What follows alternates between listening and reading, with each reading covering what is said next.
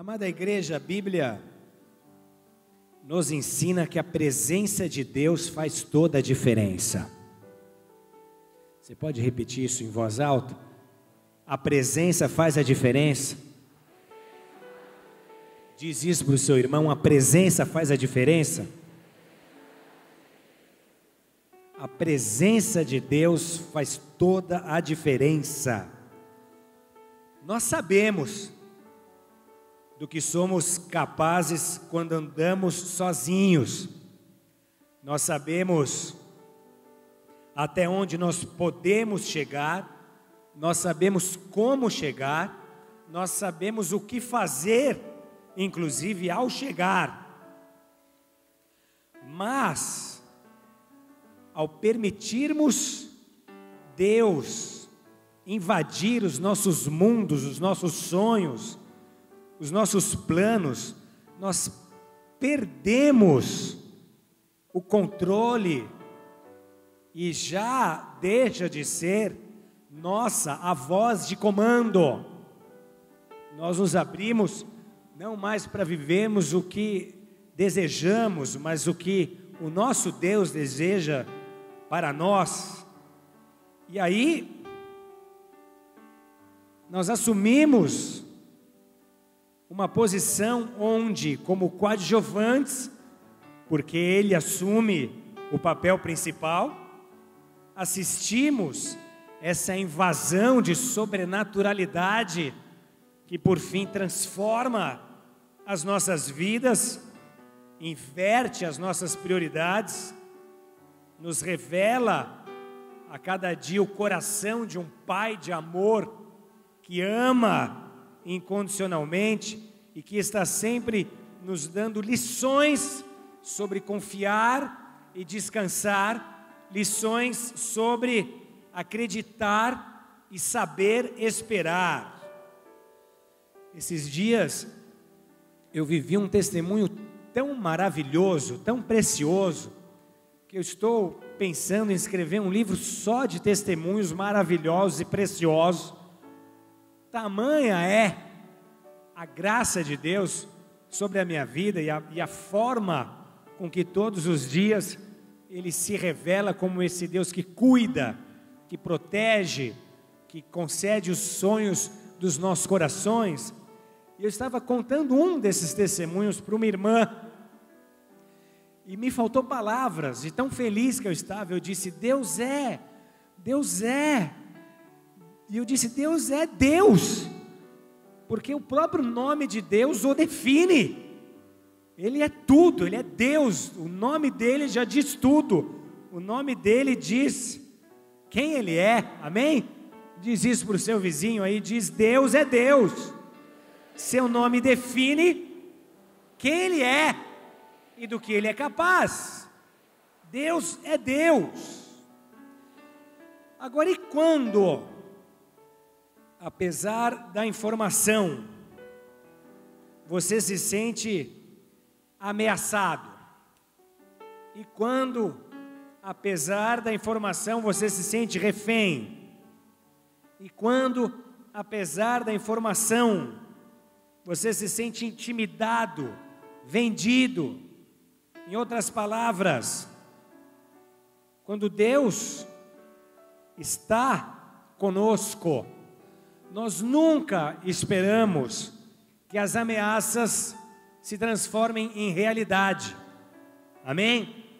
Quando Deus está conosco, a nossa expectativa é sempre a de livramento, é sempre que Deus vai prover um cordeiro na hora H, é sempre que Deus vai nos dar uma estratégia, é sempre que algo de miraculoso vai acontecer do jeito que nós esperamos. Agora, e quando essa ameaça vira realidade? Era tudo que você não queria ver acontecendo, era o que você menos esperava, era o que você mais temia. É difícil, porque com Deus você nunca espera que a água entre no barco.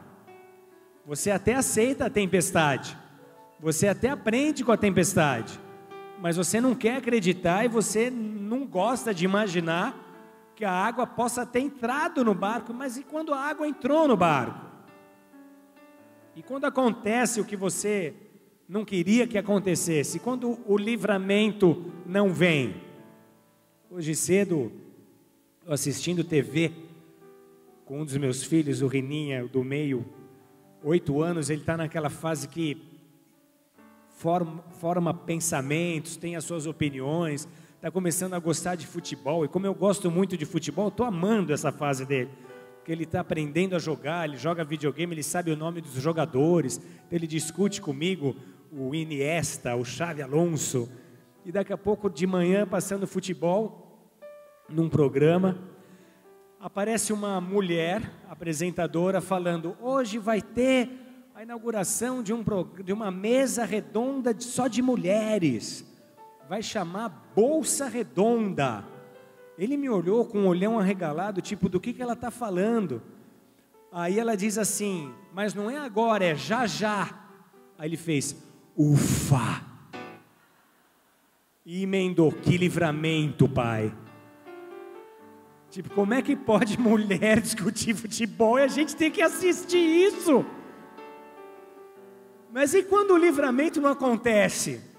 E quando você não pode falar ufa? No melhor estilo Jó, quando lá em Jó 3:25 ele diz: o que eu mais temia me aconteceu. O que fazer e o que aprender quando tudo indica que Ele mesmo te enviou para o centro de uma tempestade? Abra sua Bíblia comigo em Marcos capítulo 4, verso 35 em diante.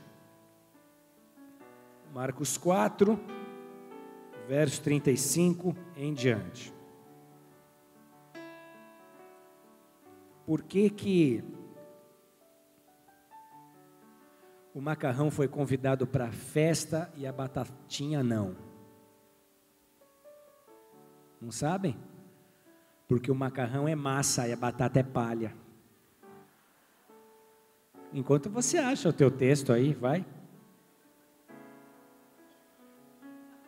Tudo para te ver com esse sorriso no rosto. Marcos 4, 35.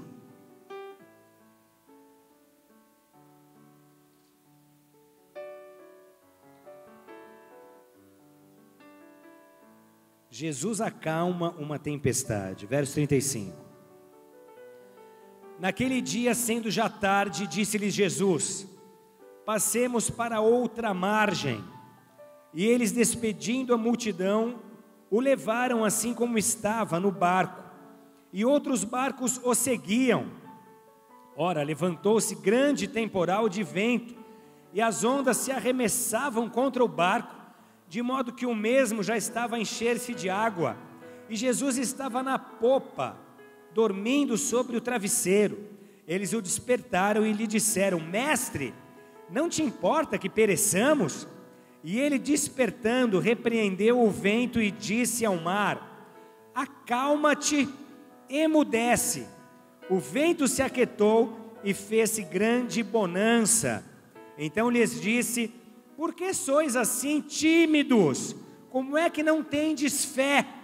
E eles, possuídos de grande temor, diziam uns aos outros: quem é esse que até o vento e o mar lhe obedecem? Aleluia! Quem é esse que até o vento e o mar lhe obedecem? Quem é esse que tem controle sobre tudo, até sobre a natureza?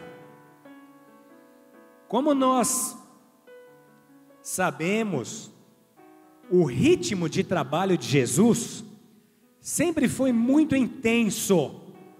Ele não tinha hora para fazer milagre, hora para atender, hora para pregar. Ele vivia na presença de Deus, fazendo o que Deus mandava, o que Deus orientava e dizendo o que Deus dizia. Então, a todo tempo, nós vemos Jesus tendo que se retirar para de alguma forma encontrar um tempo de oração, um tempo na presença de Deus, e aí também relaxar, descansar fisicamente. Aquele, como muitos outros, havia sido um dia muito cansativo. Era uma fase do ministério de Jesus que multidões o seguiam por onde quer que ele andasse. E multidões de enfermos eram curados, multidões de endemoniados eram libertos. Então ele, em meio a essas multidões, não teria muita folga. Qualquer lugar que ele fosse, elas estariam atrás dele. O que ele faz então é entrar num barco e pedir para os seus discípulos navegarem para outra margem, para outra banda do Mar da Galileia. Ainda assim, nós lemos no texto que alguns barquinhos o seguiam. Então aqueles que ainda tinham as suas embarcações ou chance de pegar carona com alguém, iam de barco atrás do barco de Jesus, pedindo cura, pedindo sinal, pedindo intervenção, pedindo oração. E Jesus e os discípulos então, depois de encerrar as suas atividades, estavam almejando por esse tempo entre eles, a sós. Para Jesus descansar, ele teve que arrumar um cantinho na popa de um barco. Então pensa que naqueles dias o barquinho era feito de forma artesanal e era um barco pequeno. Havia barcos que cabiam 4 pessoas, havia barcos que cabiam até 12 pessoas. Esse provavelmente era um dos barcos menores. E para Jesus conseguir descansar, ele arruma um cantinho, e a Bíblia fala que ele arrumou um travesseiro. Os estudiosos dizem que não era um travesseiro, ele improvisou uma almofada, porque esses barquinhos de pesca, para ter mais estabilidade, eles possuíam sacos de areia na popa. Então Jesus transforma um desses sacos de areia em almofada, ele se acomoda ali na popa, e ele está tentando descansar, e ele então pega no sono, ele tira um cochilo, ele precisava disso, ele veio como homem e nós cansamos, ele chorava, ele sangrava, ele se cansava, ele precisava recarregar suas energias físicas. E essa história nos oferece um rico aprendizado, ela nos aproxima de realidades espirituais e eternas, e ela nos familiariza com o sistema de ensino e de treinamento do Senhor Jesus em relação aos seus seguidores. É a maneira pela qual Deus nos constitui, Deus nos forja.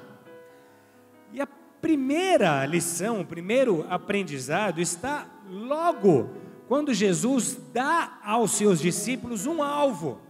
Ele entra no barco dizendo: passemos para outra banda, passemos para outra margem, passemos para o outro lado. Então ele estava saindo do lado de Cafarnaum, na Galileia, e indo para o lado onde hoje é a Jordânia. E naqueles dias haviam muitas cidades importantes naquela região. Decápolis dos romanos era um conjunto de 10 grandes cidades, de 10 importantes cidades. Então, ainda que os discípulos achassem que essa era uma viagem aleatória, estou tão cansado, entre no barco, me tire daqui, me leva para outro lugar, Jesus, na verdade, tinha uma intenção clara ao determinar o destino daquela navegação, aquele rumo final. Ele sai em direção a uma cidade chamada Gadara. Repete comigo, Gadara. Gadara era uma das cidades de Decápolis. Gadara, na verdade, representa muitas coisas para nós, assim como representava naqueles dias para Jesus.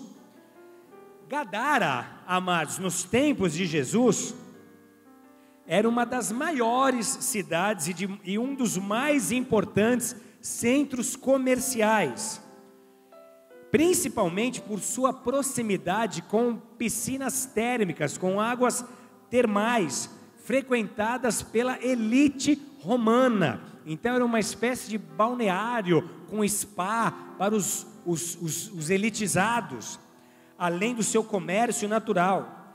Então essa cidade passou por muitas mudanças e hoje ela não se chama mais Gadara, hoje o nome dela é Unquais, que deriva do nome romano Caios. Então, na insurreição judaica, pensa que 70 anos depois de Cristo, os judeus se revoltaram, se rebelaram, o que provocou um contra-ataque de Roma, e Roma destruiu Jerusalém, destruiu muitas cidades em Israel, e destruiu inclusive Gadara. Ela foi destruída em 66, depois de Cristo, foi devastada, vários gadarenos morreram nessa oportunidade. Em 636, ela foi conquistada pelos árabes e passou a estar sob domínio muçulmano, até ser destruída em 747 depois de Cristo por um terremoto. Porque, por incrível que pareça, aquela região no Rio Jordão ali está entre placas tectônicas e ela corre o risco de abalos sísmicos, de terremotos. Um deles afetou no primeiro milênio a Gadara e ela foi exterminada, ela foi abandonada. Já Unquais, essa cidade reerguida em cima daqueles escombros, ela se tornou popular e é popular até hoje por ser um ponto turístico, não só pelas ruínas extensas que podem ser observadas, mas também devido à sua posição nas colinas, que permite uma vista única do mar da Galileia e de Tiberíades, que é a cidade onde Jesus também passava com seus discípulos um bom tempo. O nome Gadara deriva do hebraico Gader, declara comigo, Gader, que significa barreira ou fronteira. Diz isso mais alto, barreira ou fronteira. Então pensa que Jesus sai de um lado do mar da Galileia, ele coloca como alvo a outra banda, e o destino é Gadar, que significa barreira, que significa fronteira. Então Jesus sai de uma empreitada, ele vira a página de um capítulo, ele está pronto a começar mais um, ele está pronto a romper uma fronteira, ele está pronto a enfrentar uma barreira. Gadar significa fronteira, barreira.